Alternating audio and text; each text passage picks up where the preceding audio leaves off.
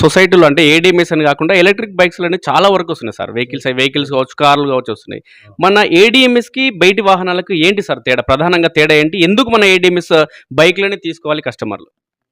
దానికంటే ప్రతి ఒక్కరు ఎలక్ట్రిక్ వెహికల్ కొనాల్సని చెప్తున్నా. ఎందుకు కొనాలంటే, ఈరోజు ఈ ఎలక్ట్రిక్ అనేది ట్రెండ్. రానున్న ఫ్యూచర్ మొత్తం ఎలక్ట్రికే. మీరు ఇందాక ఏదైతే అడిగారో, ఈ ఎలక్ట్రిక్ కంపెనీకి బయటి కంపెనీ తేడా అంటే, బయటి కంపెనీలో గూడా బాగానే ఉన్నాయి వెహికల్ కాదనటం లేదు. దానికంటే కొంచెం బెటర్ దెన్‌గా మన దగ్గరున్నాయి. ఎలా ఉన్నాయంటే, మన బండిలో ఫైబర్‌లో అక్రాలిక్ అని ఒక రసాయనం ఉండడం వల్ల బండి అనుకోకుండా కింద పడ్డా, కొద్దిగా గీతలు పడతది తప్ప ఎక్కువ మొత్తంలో డ్యామేజ్ అయ్యే ఛాన్సెస్ లేదు. ఇంకోటి మన బండిలో సెల్ టైప్ బ్యాటరీ ఉంటది. సెల్ వీక్ అయితే కొత్త సెల్ మార్చుకోవచ్చు. ఇంట్లో టీవీలో రిమోట్‌లో సెల్ మార్చినట్లు మారిస్తే సరిపోతది. అదర్ వెహికల్‌లలో సెల్ టైప్ బ్యాటరీలు లేవు. ఇంట్లో వాడే ఇన్వర్టర్‌లో వాడే లిక్విడ్ యాసిడ్ ఉన్నది. యాసిడే ఖరాబ్ అయితే టోటల్ బ్యాటరీ చేంజ్ చేయవలసొస్తది. ఇంకోటి ఎలక్ట్రిక్ వెహికల్ అంటే చాలామంది కాలుతున్నాయి, పేలుతున్నాయి అని ఒక అపోహ గూడా వచ్చింది గతంలో. అబద్ధం గాదు, నిజం. పేలిందని మాత్రమే నిజం గానీ, ఎందుకు పేలింది, ఏది పేలింది, ఎట్లా పేలిందన్నది క్లారిటీ లేదు. అట్లా అంటే ఇప్పటికి ఇళ్ళలో సిలిండర్లు గూడా వెళ్తున్నాయి. పెట్టుకొని పేలిపోమని ఎవరు చెప్పరు. కరోనా సంపెరోగం అయితే మొత్తం చచ్చిపోవాలి. కొంతమంది ఎందుకు చచ్చారు? బెదురుకొని చచ్చారు. ఎలక్ట్రిక్ వెహికల్ అంటే అన్నీ పేలాలి. కొన్ని మాత్రం ఎందుకు? నాణ్యతను మెయింటైన్ చేయక మన మిస్టేక్ ఒకటి.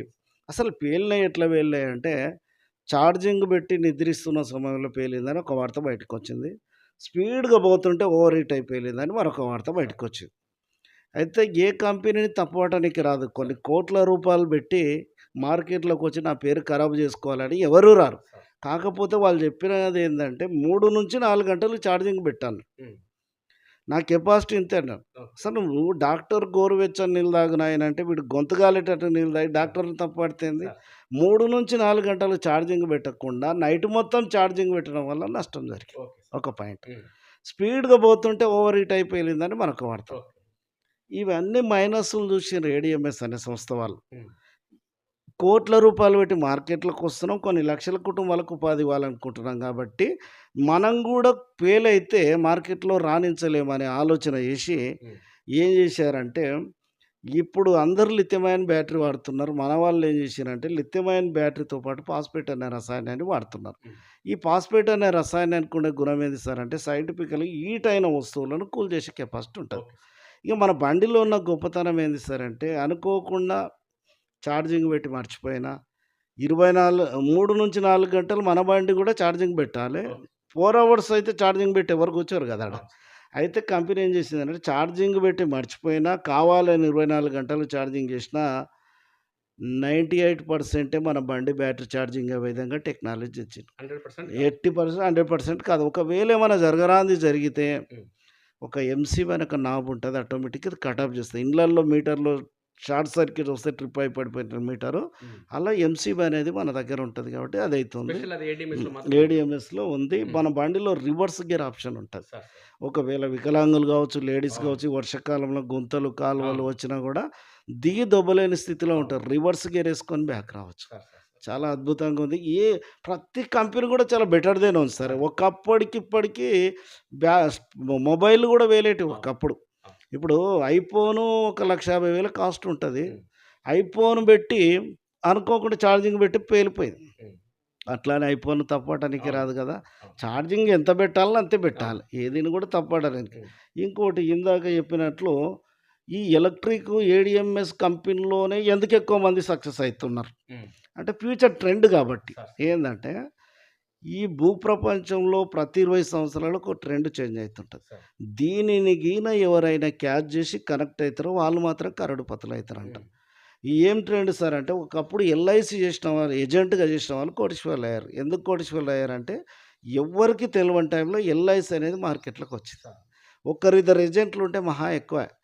నా ఇంటి పక్కాయన ఎల్ఐసీ చేసి మంచి బిల్డింగ్ కట్టాడు. ఆయనలాగా నేను అయిదామని ట్రై చేసి అయితేనా కాలేను. ఎందుకంటే ప్రతిదీ ఆన్‌లైన్ అయిపోయింది. ఇంటింటికో ఏజెంట్ అయిపోయింది. ఈ ట్రెండ్ అయిపోయింది. తర్వాత ట్రెండ్ వచ్చింది రియల్ ఎస్టేట్ అనే ట్రెండ్ వచ్చింది. రియల్ ఎస్టేట్ చేసినోళ్ళు లక్షలు, కోట్లు సంపాదించుకొని లైఫ్ సెట్ చేసుకున్నోళ్ళు ఉన్నారు. ఇప్పుడు రియల్ ఎస్టేట్ చేసేటోళ్ళు ఆ రేంజ్‌లో అంత దూరం ఎందుకు ఎళ్ళలేకపోతున్నారంటే ఇది ఓపెన్ మార్కెట్ కాబట్టి ఓపెన్ అయిపోయింది. ఒక్క ప్లాట్ అమ్మితే 20,000, 30,000, 50,000, రూ. 1,00,000 వస్తాయని అందరికీ తెలిసిపోయింది. ఉదాహరణకు మీ పేరు సార్? శ్రీనివాస్. శ్రీనివాస్ సారు మీరు ఒక ఎండీగా ఉండి వెంచర్ చేశాడనుకో.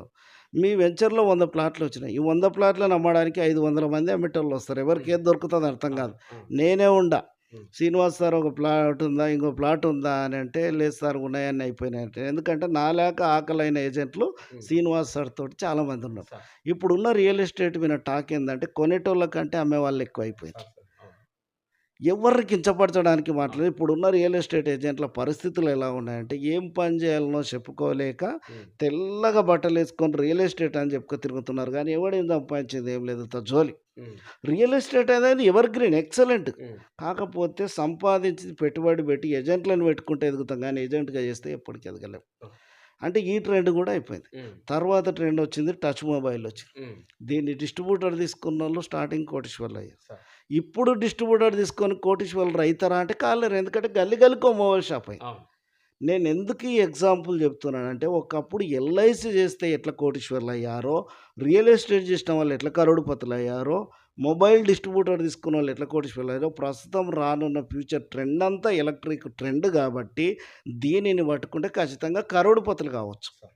ఈరోజు కొంతమంది మా టీమ్‌లో మేము సక్సెస్ కాకుండా కొంతమంది వందల మంది, వేల మంది, లక్షల మంది ఉపాధి పొందుతూ, ఉపాధి ఇస్తూ హ్మ్. చాలా హ్యాపీగా ఫీల్ అవుతున్నారు. డబ్బులు సంపాదించడం 2 రకాలు. హ్మ్. ఒకరు చీటింగ్ చేస్తూ, మోసం చేస్తూ అవును. సంపాదించడం ఒక టైప్ ఉంటే, హ్మ్. ఒకరికి ఉపయోగపడుతూ అవును.